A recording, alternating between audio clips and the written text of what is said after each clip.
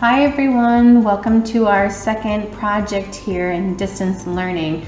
I wish I could be with you guys right now instead of doing this over video, but we're going to make the best of it and we're going to have some fun. This project in particular is something that it should take you about an hour to do, so you'll have 2 weeks to complete this. So if you want to break it up into 2 different days or 3 different days, it's completely up to you. You can take your time and work at your own pace. Now, this is what I like to call my Zentangle hair, and I thought it'd be fun to do a little collaging and also some Zentangling. Zentangling is something that was invented to really just let your mind go and almost like a doodle.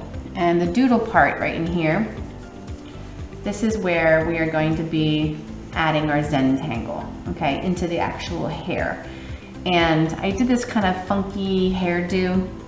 I was inspired by the Trolls movie that my daughter and my son have been watching, and I thought it'd be fun to kind of give everybody some new fun hair. And well, the way we're going to do that is first we're going to actually try to find a picture of yourself. If you don't have a picture of yourself, you could go into a magazine and cut out a picture of somebody, but I really would like you to try to find a picture of yourself. You could take a selfie and print it out if you have a printer at home, or if you can find a photograph. It doesn't have to be necessarily recent photo, but we do want to find something fairly large in just our face. And if you do it too small, it just might look a little bit strange. So I started out here with a photo of myself, and what I'm going to do is I'm going to walk you through the process. I'm going to do the whole thing, and then you can stop and pause the video if you'd like to, or you can continue to just kind of play it and then come back to it. It's up to you. So to get started, I'm going to have you take your picture and you're going to actually cut it. We're going to cut it up. We want to get rid of all the background details. This is something that we're going to fill in with the Zentangle. So if I go ahead and just go right along my shoulders, I actually want to cut off my hair. I don't want any hair because I'm replacing it with the Zentangle hair. Now there's a little hair right here coming down over top of my shoulder. I'm just going to leave that, but if you want to, you could kind of cut all that out and then add hair back in there. I'm just going to leave it. Going around my face, right where the hairline is. And that way it really just, when we add the Zentangle, it's going to look like it's really a part of your head. Okay, so it's going to look really strange without your hair. Kind of bald almost. Okay, you can get rid of the extra scraps. And then if you could find a blank piece of white paper, or if you don't have blank white paper, you could use lined paper. You could use newspaper, you could also use cardboard, up to you. I'm just going with plain white paper here. Now you could put yourself in the center of the paper, that's fine with me if you want to do that. I've also seen some cool pictures of people doing it just like this part of their face. If you want to cut that off and if you don't want to see your shoulders, that's fine too. I'm going to show you the traditional way of doing it, which is just kind of taking this edge and matching it up on the edge of the bottom of the paper. I'm going to just a tiny bit of little glue because you don't want the paper to get too lumpy. A couple drops. And then we're going to stick that right to the edge of the bottom of the paper. Okay. Now, I'm using a Sharpie marker. Now, if you don't have Sharpie markers, you could use regular markers. You could use a pen, a black pen, a blue pen, red pen, I don't care. I do like the black. Traditional Zentangle is done with black and white. Okay, but if you wanted to add some color into that, if you don't have black, that's fine. Or you could use pencil. I do think it looks nicer if you do have a black marker though, to do it in black marker. Okay, so the first thing you're going to do is you're going to decide what kind of hairdo you want as the outside edge. Okay, so kind of giving myself that troll hairdo that I talked about. You just kind of create an outside line or outside shape.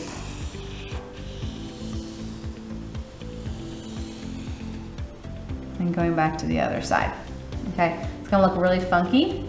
And this is the fun part, kind of giving yourself a crazy hairdo. If you don't want it to be like troll-like, you could make it kind of come out to the sides. You could have a couple different areas. It's up to you. I want you to be a little creative with this, and I don't want you to make it look exactly like mine. This is something that should be your own. All right, so after you kind of get this funky hairdo going on, I want you to split it up into different areas. So maybe you can have that, and you can do that with curvy lines, straight lines, just so we can have some different areas of different types of Zentangle happening. We don't want the whole thing to be one pattern. Okay. And you can split it up any way you want. Okay, so I got some different sections here. All right. Now, I'm going to also include a PDF that has some ideas for Zentangling, but really what it is doodling. And I want you to think about not getting hung up on if it's correct or if it looks correct. You can mess up, and that's the point of Zentangle, is to kind of get into a meditative zone where you're so caught up in doing what you're doing, you almost like forget about everything else. And this is a really good practice to do if like you're frustrated, if you're unhappy, or if you're feeling a little bit down. Doing this type of drawing is very helpful for relaxing your mind and making you feel a little bit more zen, or like in a meditative state. So if you've ever doodled when you're in class before, your mind is wandering. Not that I'm encouraging for you to be doodling in class, but I know a lot of people do it. So if you kind of recognize that, you can think about how you're just having that mindless fun going through and just doodling. You don't have to think too hard about it. So if you make a mistake, if you take your line, maybe you made it too like thick, or it looks a little bit weird, then turn it into something else. Okay, just like you would if you were doodling on the side of your paper. All right, so that being said, you're gonna go through and you're going to maybe wanna make a striped area here. And it's gonna look better if you make some areas dark. See how this area is a little bit more dark, and then you have some lighter areas, and do like a variety of different ones. Now again, it can just be a doodle. It's completely up to you as far as what the end product's gonna look like. I'm gonna give you some ideas so you're not stuck, but you're more than welcome to come up with your own ideas. So maybe I'll just start adding some different layers.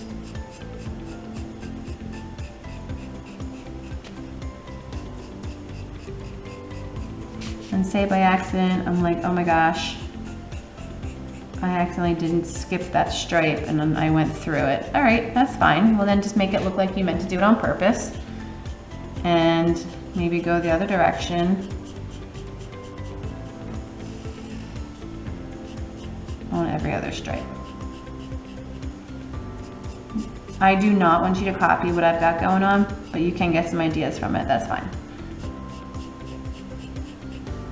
So, this is going to take a little bit of time, so I don't want to sit here and do the whole thing in front of you, because that would just be boring. I want you kind of to jump into it yourself. But I want to show you a little bit about how we're going to do the background too.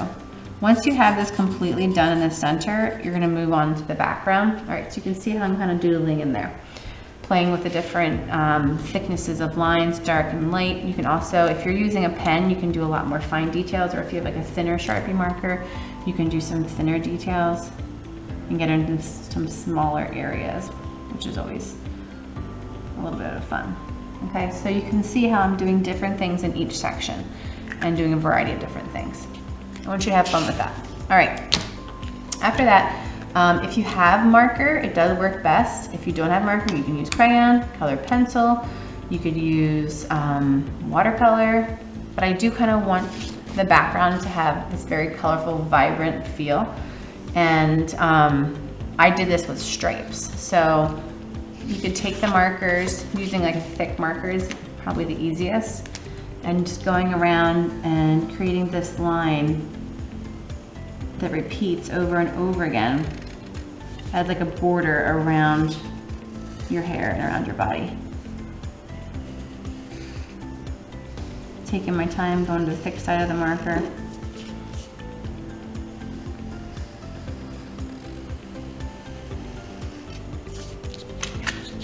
If it's easier, you can flip it.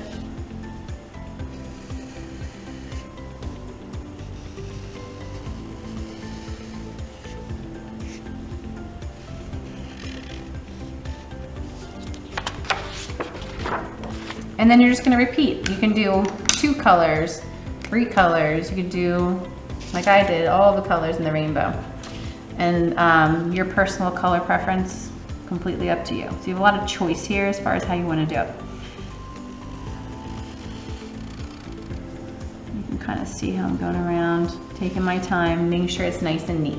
Okay, so when you get to the edge, you see how this red one got to the edge? The next stripe, the orange, I did not stop, okay? I pretended that I went off the page and came back over on the other side. That way you can get the colors to go all the way to the edge of the paper. Okay, I want this whole background to be filled in. Now, if you wanna do thicker stripes with watercolor, you could do that.